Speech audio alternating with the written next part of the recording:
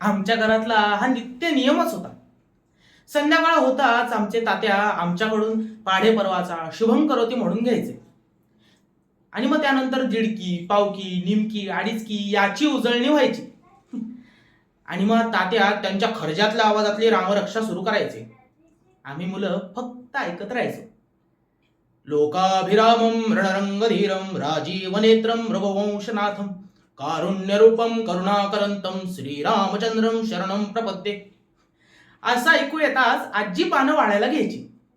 आणि मग आम्ही तस्मात कारुण्य भवेन रक्ष रक्ष परमेश्वर असं म्हणून आम्ही मोठ्यांच्या पाया पडून जेवायला बसायचो. तिन्ही सांज ही अशीच निघून जायची आणि झोप कधी यायची हे कळायचंच नाही.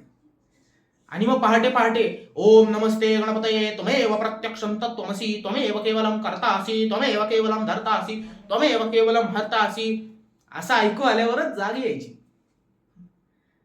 किती सुंदर होते ते दिवस. आजही मन लहान होतं आणि आजी आजोबांसोबत ते गावातलं निवांत आयुष्य आठवतं.